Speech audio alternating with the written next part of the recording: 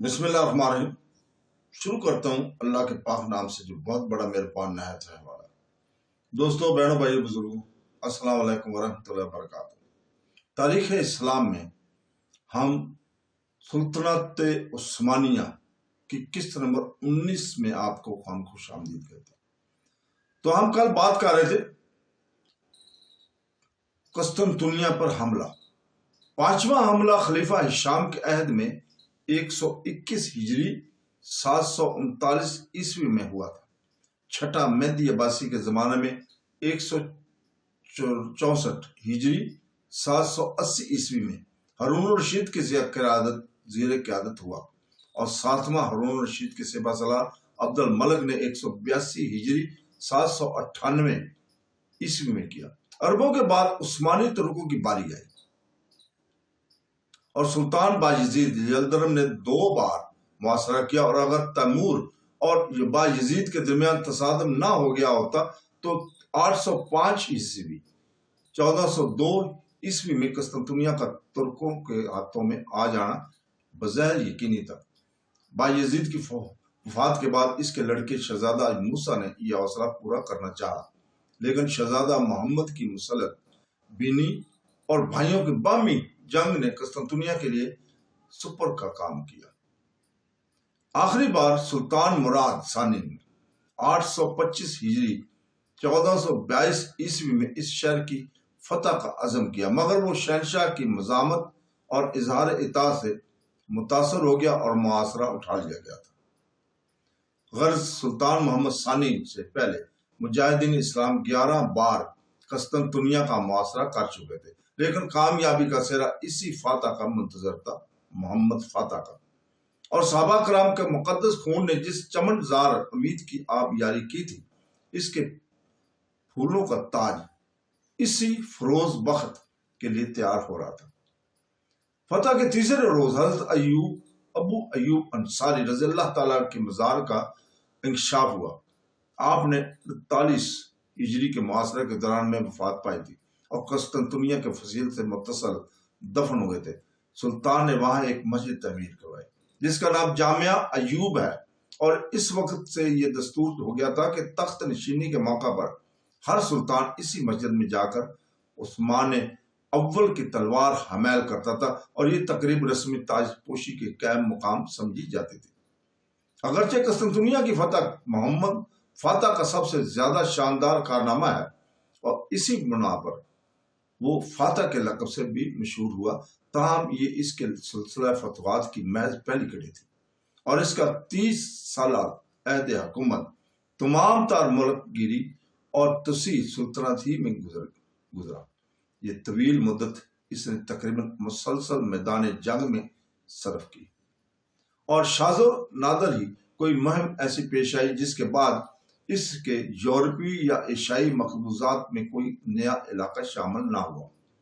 سن 858 عیسوی میں 1454 عیسوی میں 858 ہجری اور 1454 عیسوی میں محمد فاتح نے یونان کا رخ کیا۔ وہاں قسطنطنیہ کے 2 بھائی دمترس اور تامس دولت عثمانی کے باز گزار کے حیثیت سے علیحدہ علیحدہ حصول پر حکمران تھے۔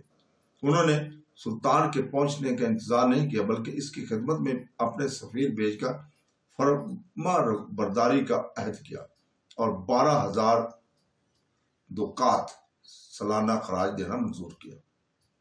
اس کے بعد سن 858 ہجری میں ہی محمد سربیہ کی طرف متوجہ ہوا، اور سب سے پہلے سمندریہ پر حملہ کیا، جو شاہ سرویہ جارج کی قیام گاہ تھا۔ چند ہی دنوں میں عثمانی توپوں کی گولہ باری نے اس شہر کو کھنڈر بنا دیا، اور جارج کو بھاگنا پڑا۔ ہونیاڈ نے یہ خبر سن کر فوراً سربیہ کی مدد کے لیے روانہ ہوا تھا، اور اس نے ترکوں کے مقدمات الجیش کو جو فیروز بے کی سرکردگی میں تھا شکست دی، لیکن اہل سربیہ اپنے ملک میں ہنگری کے اقتدار کو ناپسند کرتے تھے۔ کلیسیا روما کی مذہبی تعدادیوں نے سربیہ کے باشندوں کو اس قدر برگزیدہ کر دیا تھا کہ وہ علانیہ مسلمان ترکوں کو قتل و عیسائیوں پر ترجیح دیتے تھے۔ وہ عثمانی تسلط کو ہنگری کے اقتدار سے بدرجہ بہتر خیال کرتے تھے۔ چنانچہ اسی وجہ سے 30,000 دونات سالانہ اخراج کے وعدہ پر سلطان سے صلح انہوں نے کر لی تھی۔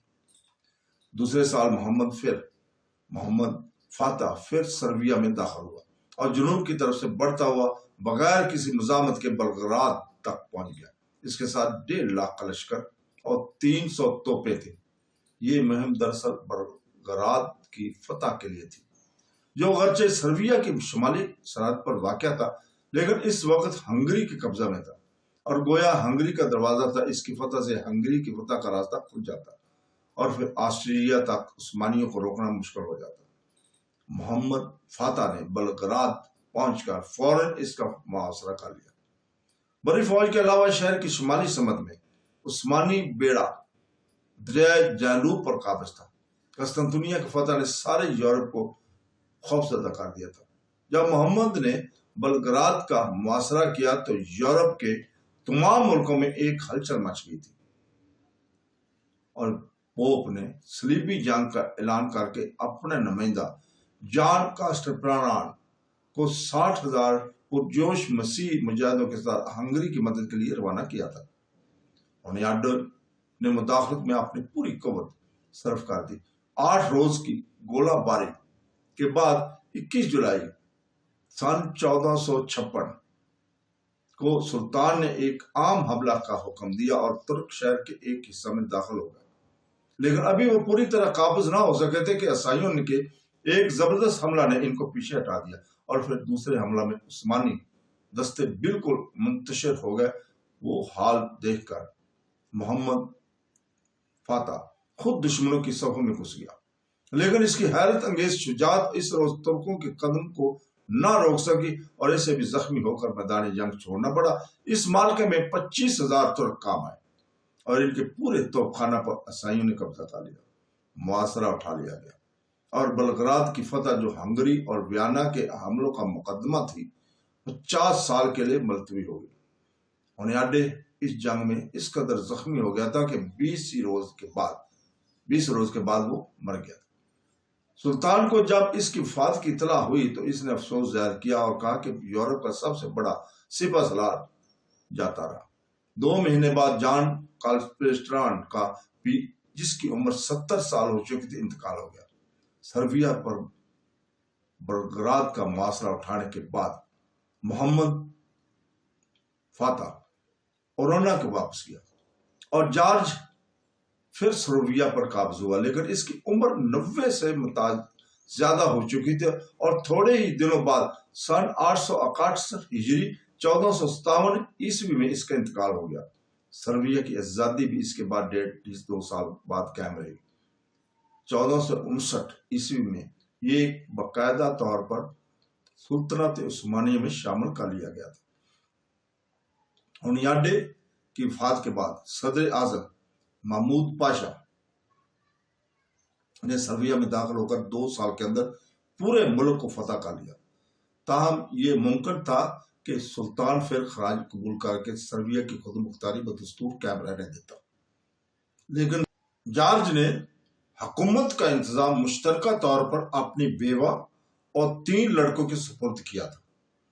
ان میں بہت جلد جھگڑے شروع ہو گئے تھے۔ سب سے چھوٹے لڑکے لازار نے اپنی ماں کو زہر دے دیا اور بھائیوں کو حکومت سے نکال دیا تھا۔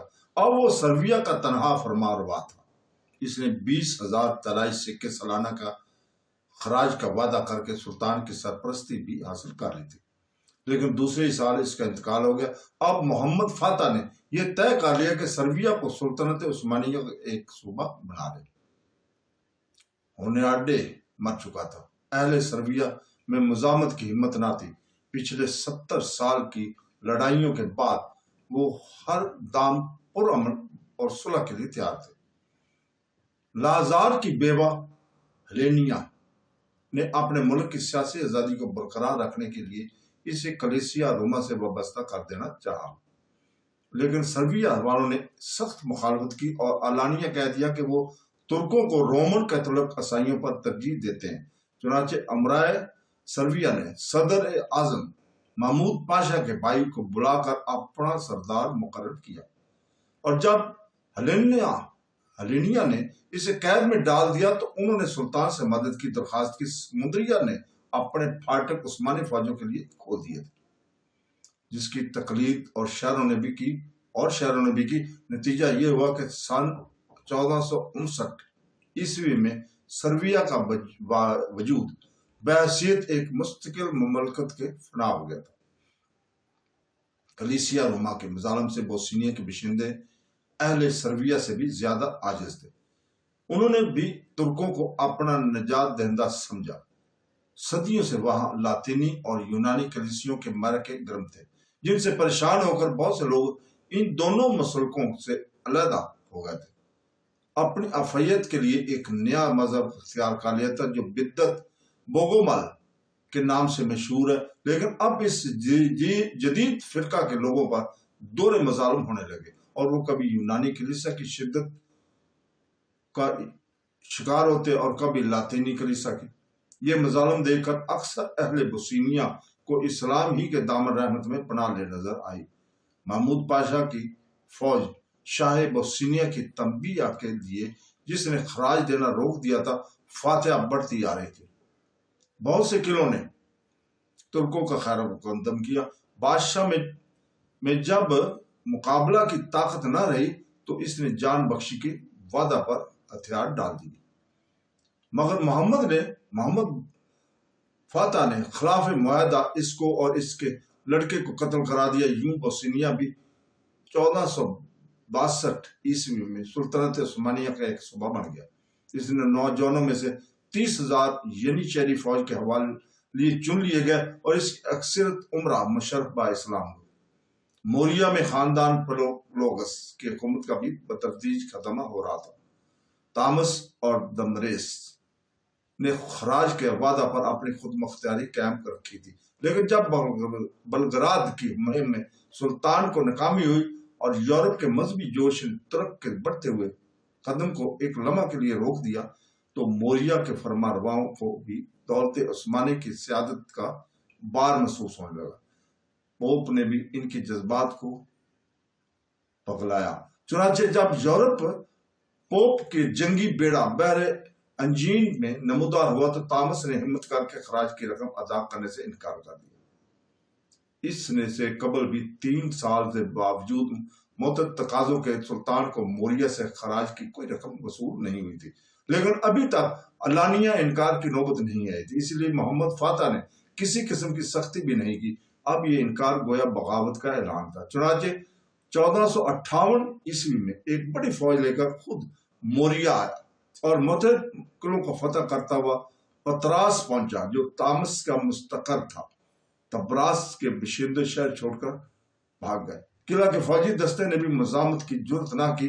محمد فاتح نے پتراس کے باشندوں کے ساتھ بڑی فیاضی اور کشادہ دلی کا برتاؤ کیا۔ اس کے بعد کورنت فتح ہوا۔ کورنت کے باشندوں کے ساتھ بھی اس نے ویسی ہی مراحت کی اور انہیں کسی قسم کا نقصان نہیں پہنچایا، لیکن وہاں کے بہت سے لوگوں کو اس نے قسطنطنیہ اور اس کے مضافات میں لے جا کر آباد کیا۔ یہ لوگ کاریگر اور کاشتکار تھے۔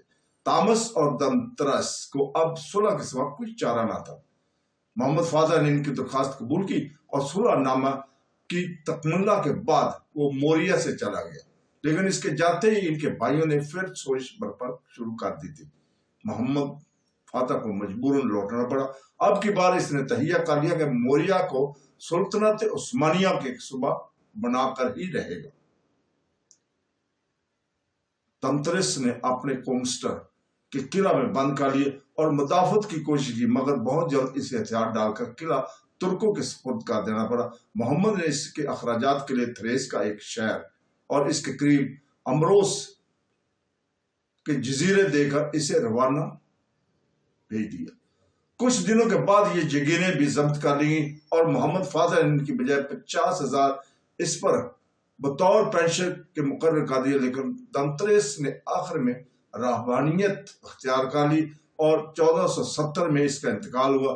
دمتریس کے بعد محمد تامس کی طرف متوجہ ہوا اور اس کے علاقے کے شہروں کو یکے بعد دیگرے فتح کرتا شروع کیا۔ تامس نے اپنے مقبوضات بچانے کی ذرا بھی کوشش نہ کی، اپنے خاندان کے ساتھ جہاز پر سواروں کا کافور چلا گیا، لیکن 3 ہی مہینہ کے بعد اس نے کارفو کو خیر باد کا اور روما پہنچ کر پوپ کے دامن بنا لی۔ وہیں 12 مئی 1465 میں اس کا انتقال ہو گیا۔ محمد نے موریہ کے تمام علاقوں کو فتح کر کے ان پر قبضہ کر لیا۔ 1460 میں موریہ بھی سلطنت عثمانی کا ایک صوبہ بن گیا تھا۔ تو دوستو، اس جگہ پر ہم اجازت چاہتے ہیں۔ اللہ حافظ۔